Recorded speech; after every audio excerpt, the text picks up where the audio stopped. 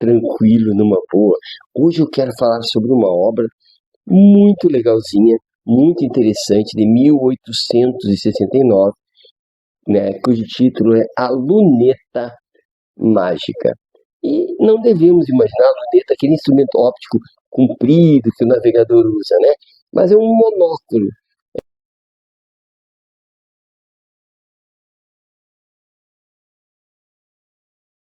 E é interessante, né? O período histórico, Dom Pedro I, poder moderador. Então é interessante ver o contexto político da época. Mas o nosso personagem principal, o Simplício, o nome já é muito interessante. O Simplício, ele era um sujeito rico, né? E, mas ele tinha duas características que o definem como personagem. Uma característica é que ele era míope, mas gravemente míope. E a outra característica é que ele não sabia decidir, ele não conseguia decidir sobre as coisas dele e dos outros, ou seja, moralmente ele não tinha esse aspecto crítico. Eu diria que hoje ele teria alguma deficiência intelectual, mas o livro não entra em detalhes, só diz que ele é incapaz de decidir.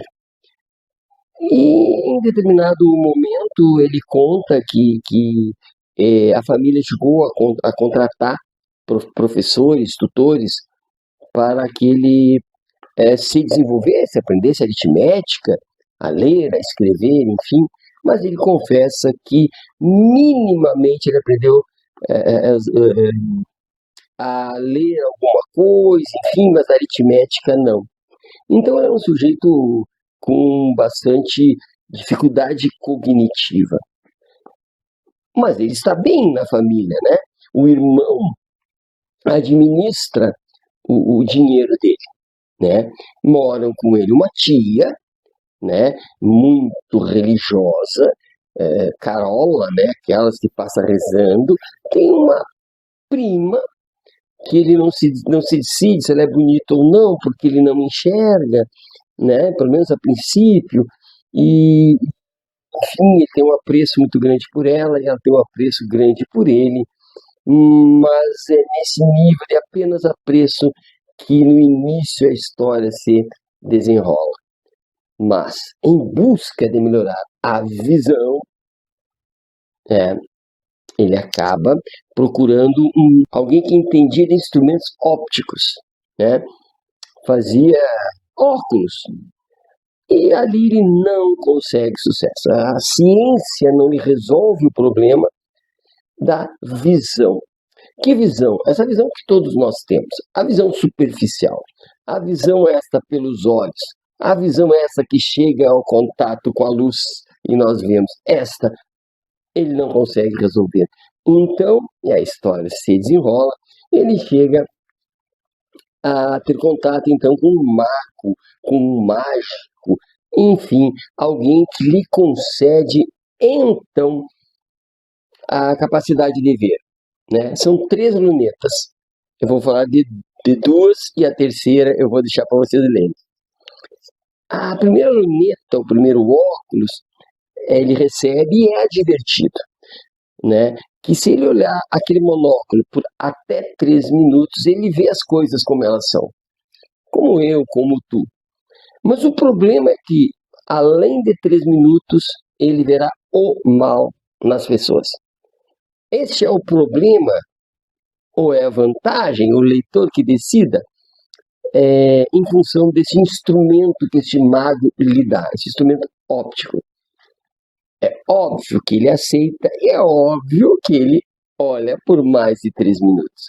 Então ele descobre, lembrem, aquele sujeito que não lê livros, porque não enxerga mesmo, ou porque é semiletrado, aquele sujeito que não tem condições de decidir por si só, tanto que é o irmão que decide sobre sua fortuna, ele tem um instrumento que mostra para ele. Ele naturalmente não vê. É um instrumento que mostra para ele a maldade. Então, lhe acontece horrores. Ele vê que o irmão quer só a fortuna dele. Ele vê que a tia é uma carola falsa, uma religiosa falsa, uma egoísta. Ele vê que a prima quer tanto casar com ele mesmo quanto com o irmão, porque o que importa é usufruir das benesses de estar numa casa confortável, para estar bem alimentada e confortável. Ele olha os juízes e vê que eles agem em proveito próprio. Ele vê os advogados que também agem em proveito próprio. Olha os amigos que o traem e ele olha e vê a maldade. Isto causa frisson na cidade do Rio de Janeiro, porque então as pessoas começam a se afastar dele, porque logo ficam sabendo dessa característica que ele tem e acham ele odioso porque ele consegue ver o mal.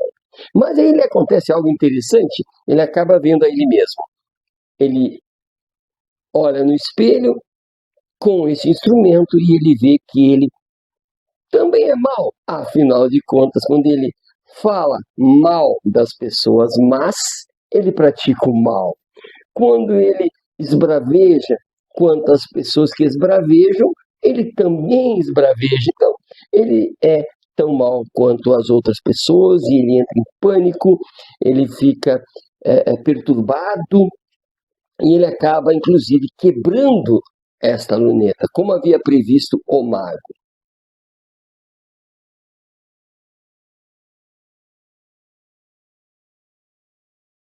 Pois bem, então é dito que ele está louco e ele quase vai para o manicômio por ver o mal.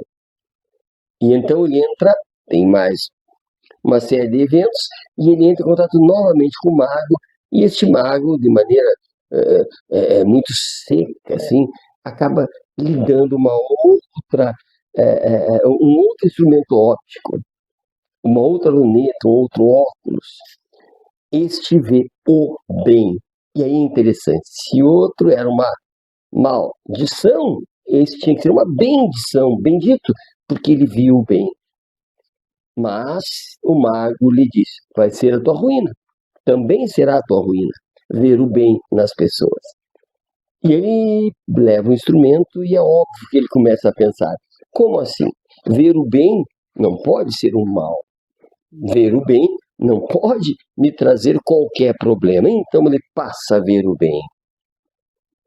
E ele vê só o bem. Então, nos primeiros 3 minutos, ele vê as coisas como são. Passado 3 minutos que ele olha, ele passa a ver a profundidade. Ele deixa de ver o que todo mundo vê. Ele vê muito mais que as outras pessoas. E ele vê o bem. O que acontece? A prima. Ele olha a prima e a vê bela, pura, casta, ingênua, apaixonada, tanto por ele quanto pelo irmão, mas isso porque ela é uma pessoa boa e ele tem que se cuidar, porque ele quase pede ela em casamento imediatamente. Ele olha o irmão, que sujeito bom, que sujeito fraterno, que tantas horas leva cuidando dos interesses dele. Oh, que sujeito bom! E a tia, como reza, como é fraterna, como é bondosa, e assim ele passa a ver o bem em todas as pessoas. Tem uma moça de má fama na, na cidade, ele vai visitar, vai ao local onde ela dança, meio seminua, né? E aqueles homens todos em volta, e primeiro ele repele, então ele põe o óculos, né? Põe a luneta, o óculos, o monóculo, e ele vê como essa pessoa ela é pura por dentro, como ela é casta espiritualmente, apesar daquela vida devassa, ela não é assim porque quer. Ela é uma pessoa boa, justa, honesta, e que em função de uma vida triste, ela está naquela situação e ele também se apaixona por ela. E agora, ele quererá casar com a prima ou quererá casar com esta moça? E ele se apaixona por mais, a ponto de, em determinado momento, ele diz: eu sou apaixonado por 30 mulheres, porque todas elas são boas, são castas, são puras, são maravilhosas, benditas esposas. E ele vê os advogados e acha que são do bem. Ele vai a uma penitenciária e vê como as pessoas são boas, mesmo os presos.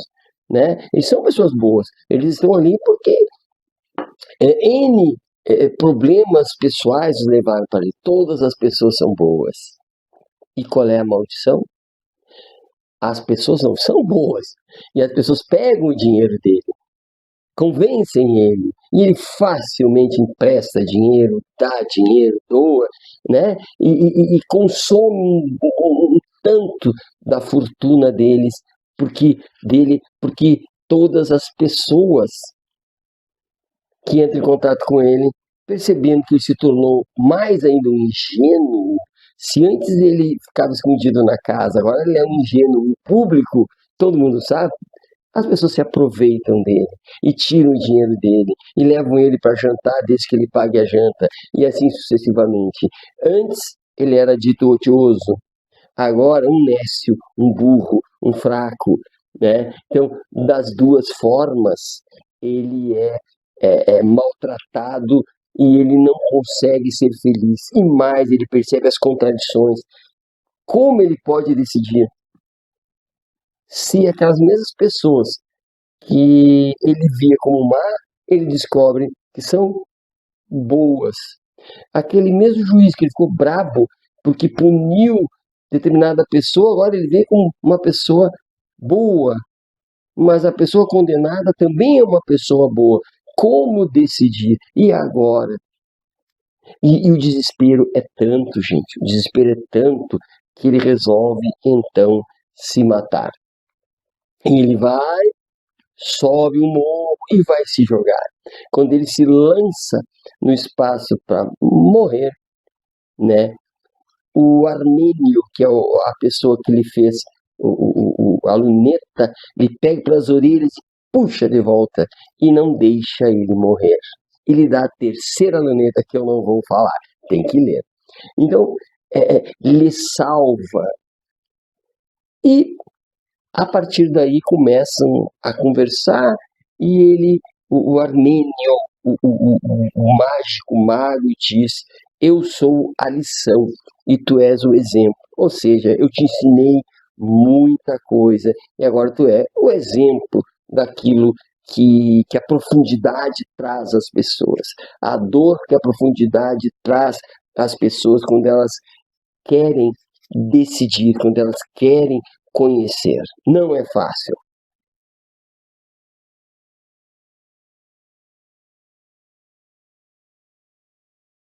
Percebam que o Simplício, por óbvio, era um simplório, né? Ele não conseguia decidir. E agora ele começa a usufruir da liberdade de escolha. Diria Kant, agora é a maioridade.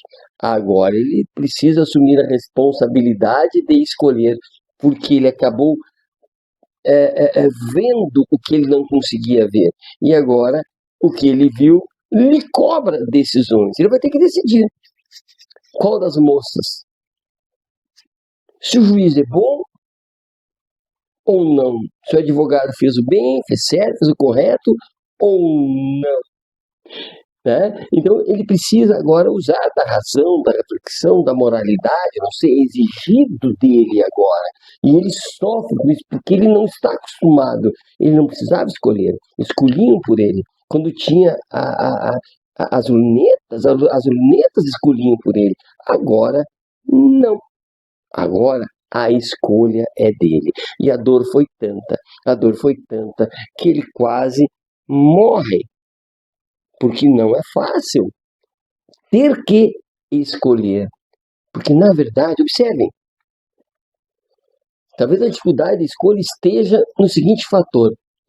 Uma das lunetas lhe dava 100% de visão negativa, a outra contraditória, 100% de uma visão positiva, mas não havia um intercâmbio. Óbvio, nem todo mundo é 100% bom, nem todo mundo é 100% mal. Então, essa dicotomia, essa divisão entre o certo e errado, esquerda e direita, né, em cima e embaixo, essa divisão dicotômica é que lhe causava tamanha dor. E ele tinha que buscar a conversação entre esses dois lados, e ele não suportou. Só não morreu porque foi salvo. Novamente, não lhe foi permitido morrer. Um terceiro, o Armênio, lhe salva. De novo. Então, nem essa opção lhe foi dada, a de buscar o anestésico perfeito para a dor, que seria a morte, o sono eterno. Percebo que não é fácil. E, ao ler o livro, eu não pude deixar de fazer uma analogia com o que acontece hoje. A sociedade dividida, o Brasil dividido. E eu vejo o discurso da extrema-direita, o discurso do mal. Olha a ampulheta não, a luneta do mal, né? O discurso odioso, o discurso que destrói, o discurso que diz o outro é o mal, que não é parecido comigo é o mal, eu só vejo nele o que ele tem de ruim, por mais que ele tenha algo bom, eu não quero ver, eu preciso destruir o outro. Portanto, essa extrema-direita, ela não faz negociações, ela não aceita que existem outras possibilidades de interpretação do mundo que não seja delas. Então, eu ouço expressões como: olha, a política agora é uma luta espiritual entre o bem e o mal. Veja a ampulheta, a luneta, entre o bem e o mal. Ou seja, entre a visão do bem, que não pode ver o mal, ou a do mal, que não pode ver o bem. Percebem que aqui há um problema, né? É muito complicado. Temos também, óbvio, a luneta do bem, que também dá para ver. Imaginar como seria em relação à nossa política hoje. Percebam que aquele sujeito subserviente ao seu político de estimação só vê o bem. Percebe? Só vê o bem. Mesmo que se torne bobinho por causa disso, mesmo sendo enganado pelo seu político de escolha, ou sua ideologia de escolha, ele só pode ver o bem. Todo o resto está errado. Eu só quero ver essa postura, esse candidato, essa pessoa, esse jeito de ver o mundo, porque o resto é o resto. Isso é que me interessa. Percebam que a ironia deste livro de 1869 é uma mesma ironia que poderia ser perfeitamente utilizada hoje. E já que eu falei Kant, me lembrou também Sartre. Muito interessante a ideia do Sartre, que é o sujeito de má fé. O sujeito de má fé é aquele que não quer aceitar que tem que fazer escolhas, que o mundo é escolha. Tudo que eu faço é uma escolha, eu sou livre para escolher, e que isso dói pra caramba, né? Escolher é complicado, né? É muito difícil, o bom é botar a culpa nos outros, né? Mas não, de Sartre, tu és responsável pelas tuas escolhas. Talvez o Simplício, a dificuldade dele era abandonar a sua má fé. Ele não queria decidir, olha o peso, quando ele tem que decidir, ele sucumbe. Ele não aceita que ele tem que sofrer as dores de ser livre. Talvez alguém da extrema-direita deixar de sê-lo, vai saber, né? Então ele tenta a morte porque ele não consegue se emancipar no sentido kantiano e sucumbe à má fé no sentido sartreano. Ele não quer, ele não consegue ter a liberdade de escolha. Então vejam que esse livro, eu sugiro a leitura, porque ele é bastante interessante. E se a gente lê muito rápido, sem muita reflexão, talvez a gente ache ele fraco, né? Simplório, quase como o Simplício, né? Fraquinho, não tem muito ali argumento, mas tem que ler assim, mais ou menos como eu li, pensando, isto é um recado que ainda vale a pena ser ouvido hoje, certo? Abraço e até a próxima.